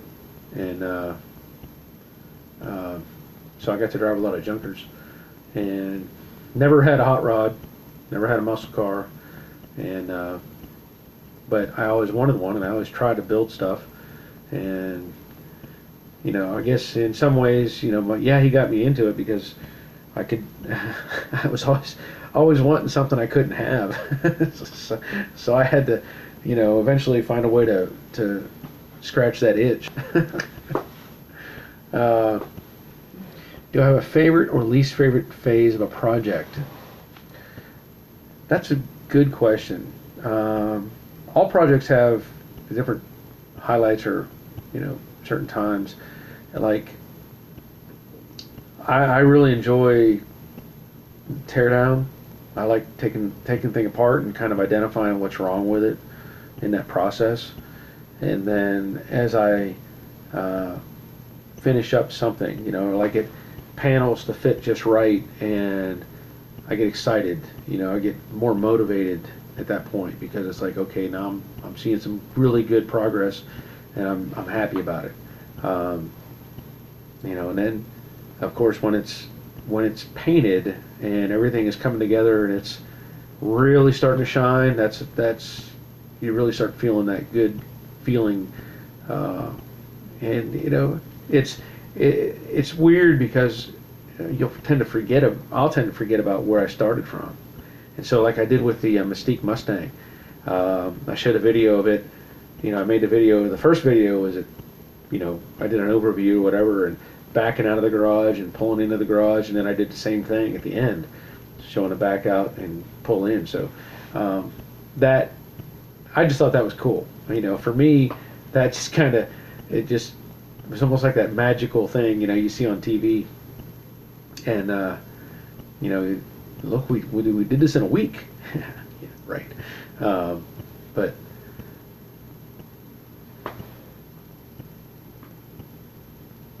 let's see. Love when you get one back after paint, then every part you would put back on it just makes it look that much better from there. Yeah, it's true. It is. It's kind of like when I did, we did the Model A, or I did the Model A project. That thing, that was a labor of love, taking that thing apart. And really, that was my first video that I actually did in that manner of showing the process. And really, when I did that video, it was intended for kind of for me, so that I could see how I took it apart, so when I put it back together I would have something to review. And so I don't know if it shows up very well in the video, but as I'm talking about things in the process, I'm saying this went here, this went here, this went here. That's kind of my mindset, was I'm going to show this to myself. And as I made that video and things progressed, I wanted to also show my family how much work it took and how, the process. And it just happened to work out pretty good, as well as being a kind of an instructional video. And that's why I split it in two parts, because it was so long. But that just kind of shows all that stuff. Stang Resto. I am south of Atlanta. I'll just put it that way.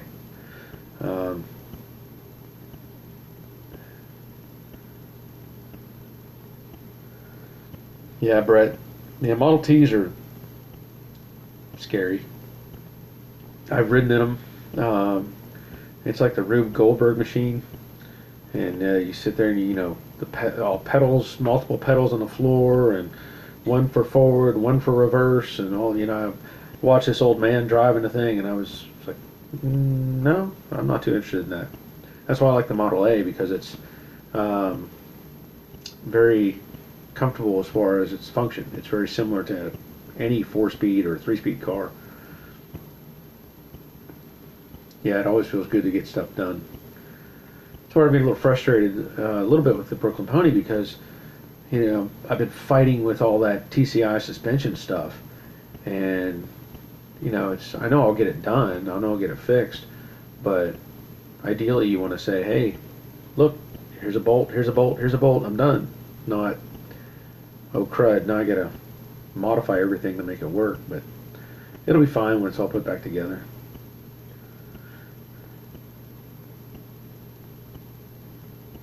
That's true. Sometimes fresh paint does mean new problems. Yep. Yeah, because you run into sometimes you run into stuff you don't realize. It's kind of like that, like I was saying with a TCI. These pieces are designed to fit a certain way, a certain thickness or whatever. Well, I already know, the powder coating is going to have some effect on that. Then I have to take into account the undercoating. The lizard, I think it's lizard skin, as I had mentioned. I have to be careful where I apply that so that I can get it not have it cause an interference with the fitting of the pieces that I just had powder coated. So yeah, there's always something you have to be cautious of, and I try to stay ahead of the curve on that. But we've run into it before at the shop. You get something that's all done, and then you go, oh no, this won't fit now. Would I recommend the TCI kit? I don't know if I would use this particular kit on one of my projects. I mean, it's a good kit. There's nothing, I don't see any real problems with the design. But I don't know if it's something I would particularly use. I really like the front setup, but I know there are similar kits out there that have different variations to them. But I really was happy with the front, the way it's the cross member and everything. The rear, I think it would fit just fine if it wasn't a Dynacorn pan. That's the problem you run into with the different thicknesses and widths and stuff like that. So I think it's an okay kit. Just do your research, and maybe something else you might have might serve you better. Maybe, I don't know.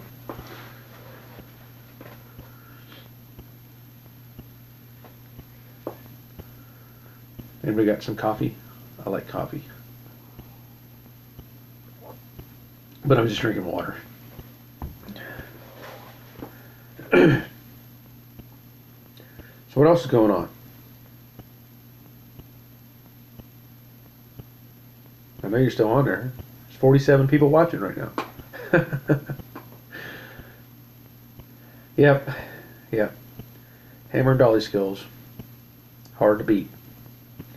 I know when I was really first starting to do modern body work at the body shop, I struggled a little bit with some of the sheet metal work, because late model production cars, especially like Hondas, I think just about any of them now, the metal is only, I think, 1 millimeter thick, and once it's stretched, you're not going to save it. But picking up the hammer dolly skills and being able to finesse pieces, or even make your own patches and stuff, pretty handy. Yeah, reality show, no, it's probably not going to happen. Haven't heard anything back, and I'm not holding my breath. I don't know what they were looking for, but I'm not going to worry about it. Do I watch YouTube car vids? If so, who are some you like? I mentioned this earlier. I try to. I don't watch a lot, to be honest. Generally, I don't have time. But VW Darren, I watch his channel. Cobra Fanatic, young guy building I think it's a 65 or 6 coupe. Just done some cool stuff with it. There's, I can't think of all the different names right now, but there are a few that I watch. But I don't go out, I don't know why. I guess because of my experience of what I've done and all the stuff that I have put my hands on over the years. I don't dedicate a lot of time to watching other videos, and I don't know. I find it funny that I've had issues. This does should sound, and it's funny in my mind. I've had problems with project before, and I actually did a Google search, whatever, blah blah blah, whatever this thing, and my video pops up from like 4 years ago, and I was like, oh yeah, I did do that. And I ended up watching my own video and solving the problem. Where to find a good OEM hood for 67.8 Mustang? Has the turn signals in it. OEM, I don't know. I bought an aftermarket hood from Mustangs Unlimited for my 68, and it has the cutouts for the turn signals. But I don't know if there's I assume there's an OEM available, or at least a original tooling one, but that's what I'm using. Let's see, wait a minute. Let me back up a little bit. Do you still use acrylic lacquer in the U.S.? I'm sure somebody does. I'm using base coat, clear coat. I think, yeah, I haven't even pulled that hood out of the box, and I bought that like 2 or 3 years ago, I think. So I can't give you an answer on that.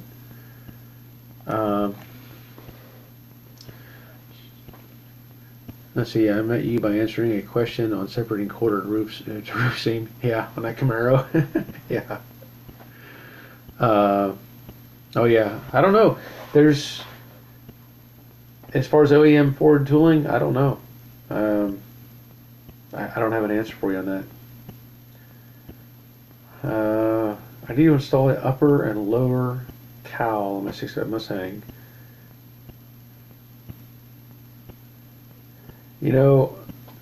There's you're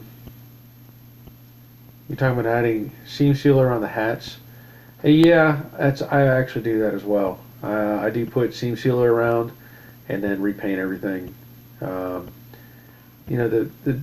What's interesting is the original cars had no primer up there at all, and obviously that was a big mistake by Ford because all the water collecting in there with the debris. The reality is, if you're putting a new cowl in your Mustang, I doubt you're going to be parking it out in the yard or out under a tree or somewhere that is going to gather crud in the cowl. I know people tend to, they don't really think about that, but these cars were all driven. They were driven every day. They were commuter cars. And so they got all that junk and debris, and it may have taken 15, 20, 30 years for that to rot out.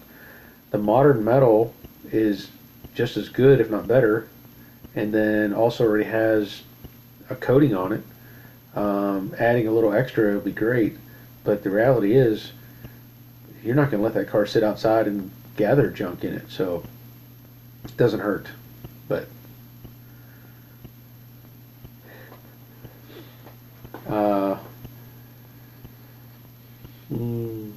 yeah, it was years ago.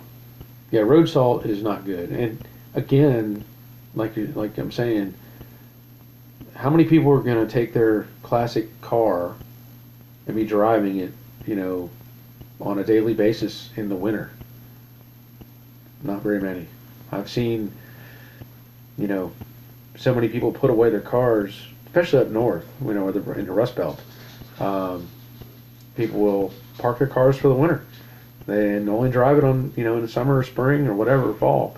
They don't let those cars get out in the weather anymore, and because they know it's worth something, and they're not going to take that chance. So, do I think Dynacorn panels are better? Well, it depends on which panel you're referring to.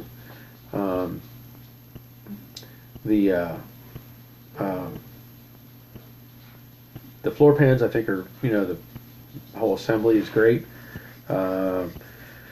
Like I mentioned earlier, there's most of the see, Gary, it is Gary, right? I'm trying to make sure it says Gary, but the Dynacorn, they, like the fenders and quarter panels, they're just using the same panel that everybody else makes, and they just slap a sticker on it with their name. So I can't say that they're better. They're the same as just about everybody else out there. I think I think they're actually making their own doors now, but those other pieces are just stuck on there, or just stickers of their brand stuck on there. Yeah, no salt in Australia, that's for sure. You can drive that thing all the time, but you're not gonna have the rust in the cowl either. Yeah, they are more expensive, Raymond. You're right. Saludos desde Argentina. I'm gonna say that means hello from Argentina, Daniel. And snow in Newfoundland. Yep, I'm sure there is. Do I ever get approached in public by viewers of your channel? Not yet. Maybe one day I will. I don't know, but I have not. So nobody. I guess I don't stand out enough, or people. I don't go places where people would recognize me from that. So you never know, though. One of these days I might go to a car show or something. I'd like to go to SEMA and look at stuff out there one day. Yeah, that's true. The new shirts. Actually, I'm wearing one of my old shirts. This is my first design that I had made. And it just really had the 55 Chevy on it, but with the new logo, it'll be a different thing. Well, Raymond, that's a good question. You could, if it's running great, I don't know if you'll gain much by putting a 4-barrel on it. Just you'll use more gas. If you're just driving it, there's really no real advantage to putting a 4-barrel on it, just in my opinion. So,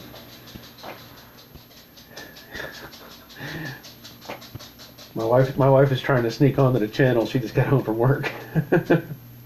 She's over there. Oh, there she is. Now you know I have a wife.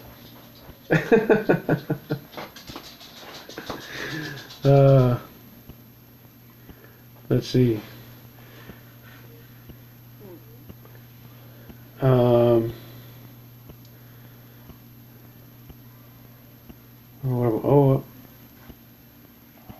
Hold on a second. Yeah, thanks, Mr. Fireman. Yep, I'm looking forward to the next video on it too.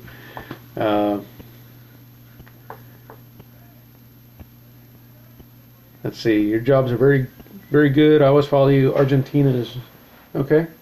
Thank you, Daniel. I'm glad you're watching the videos in Argentina. That's pretty cool. That's really cool. Yeah, Raymond. Like I said, it's not worth it. If it's, just leave it run.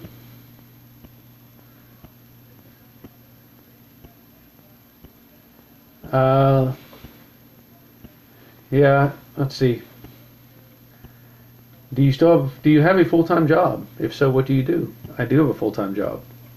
I'm a mechanic for a major airline. I started off as a sheet metal mechanic, and I've done a bunch of different things there at the company. I've been with them, be 27 years this June. So yeah, 27. Yeah, 27. And So my current job is I operate giant vacuum furnaces, and I heat treat engine parts, and so that's what I do. That's my regular job. How long have I been working on Brooklyn Pony?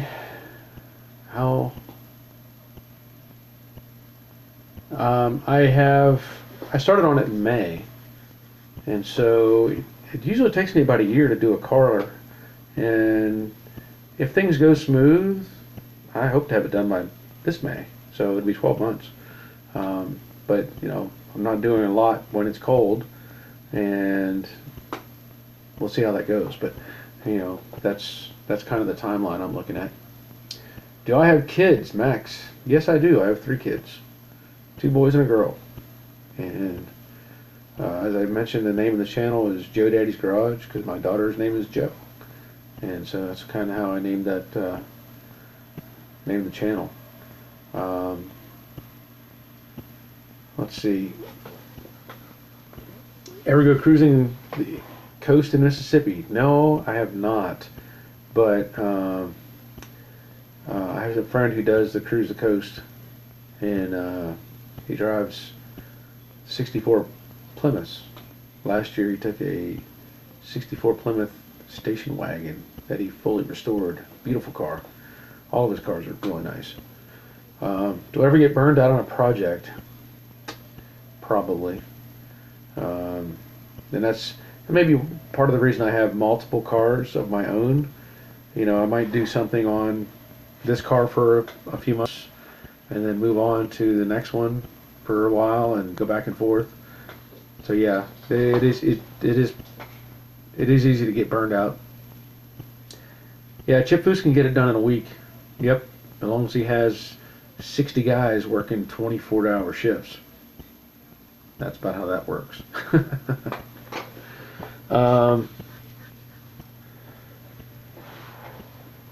Let's see. Yeah, I'm sure, Colin. One day maybe I'll do that cruising thing. Is a California Specialist sought after? I have one that's, I'm gonna guess that's rough, and I'm just gonna scrap it. Some people are looking for those. Honestly, living on the East Coast or Eastern Seaboard or Eastern U.S., I don't see the California Specials very often. So I guess it is in demand at some point. But I can't give you a number on it or say how much it should be worth, or, you know, depending on the condition of what you have. Oh, here's a little. Sorry, this is Ollie. He wanted some attention.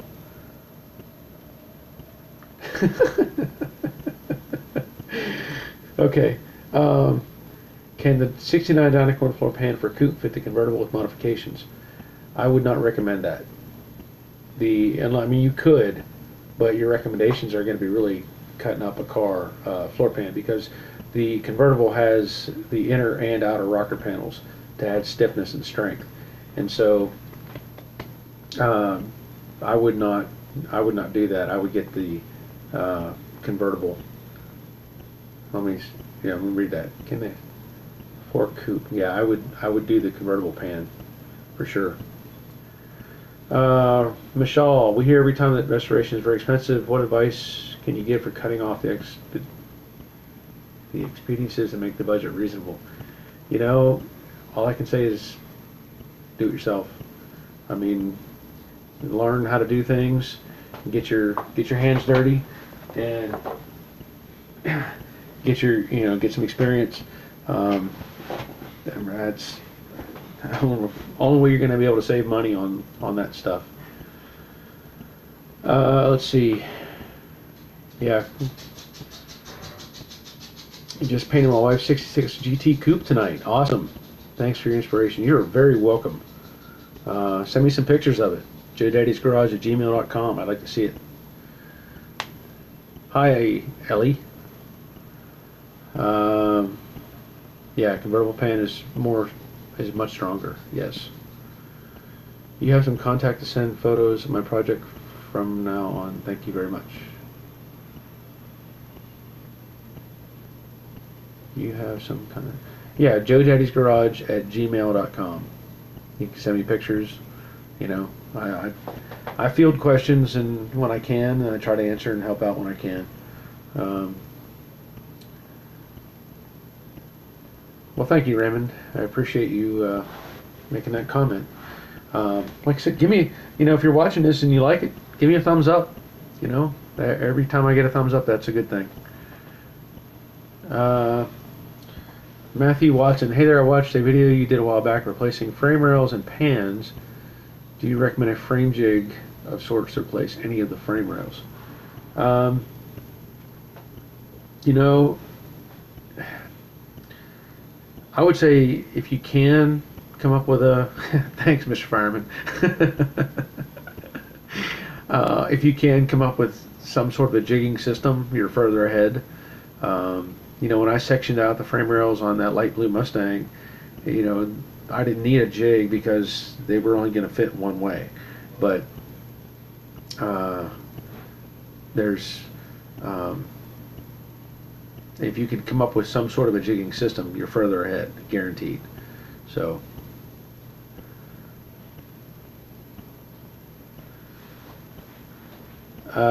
what is gained with the TCI kit? Extra strong, yes, it is. You know, the original suspension was a leaf spring, but it has a you know, with the trailing arms, panhard bar, it just gives you more options as far as handling and performance. So that's the real advantage to that. The front suspension has upper and lower control arms rather than the way the original suspension was set up, so it's a lot stiffer. And with the coilover adjustable shocks, you can actually adjust how it's going to handle and ride. Yes, TCI does have coilovers.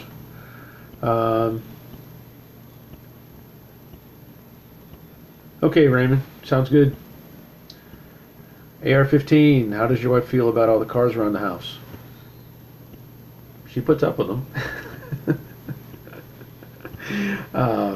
She knew what she was getting into when she married me, I'll put it that way. I mean, because she used to go to the racetrack with me when I was racing.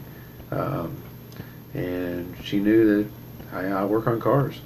And, you know, it's funny, I spend a lot of time, you know, during the week I'm in the garage, but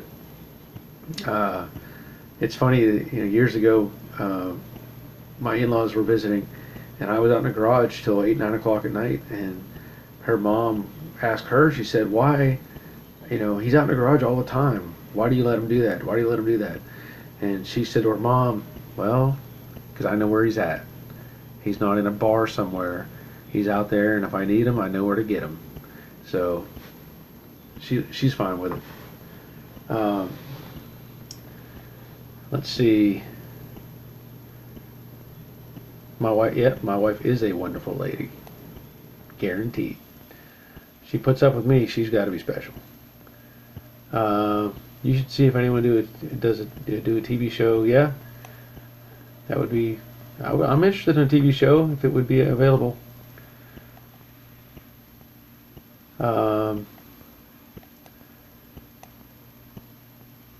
You know what you were getting into. You're right, Matthew. Let's see here. Yes, Robert. Yeah, in fact, I think I even have. I know they're in this immediate area. I have them. I have those sitting here on my desk. I'm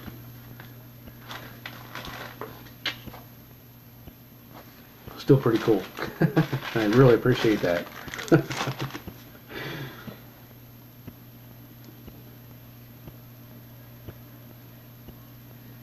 Yeah, well, if you got some drips, you can sand and buff.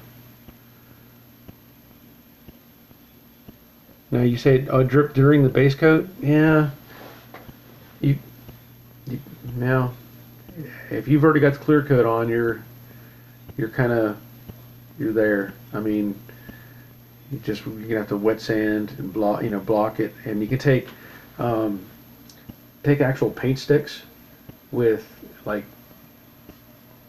1500 grit, 1200 grit, and wet sand those areas with the runs, and just try to take it down. Be careful, because you sand and then you wipe it dry, and that'll let you see if the clear coat is still there.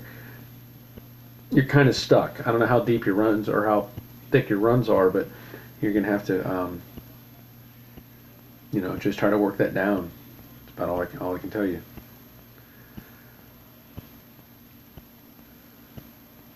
Yeah, I haven't messed with urethanes as far as you know. I do base clear. It's what I'm used to. So I think I'm getting close to wrapping up this video. It says I've been live for 2 hours. Wow. Y'all have been putting up with me for quite some time now. All right, Brett, we'll see you. Okay, I'm gonna call it quits for tonight. I've really enjoyed doing this. I'll probably do it again sometime. Hopefully, I can get it figured out with the that I can use my iPhone next time, because I'm really disappointed with how the quality is on here. Wish the video was a lot better, but anyway, so that's it. And good night to all, and like I always say, thanks for watching.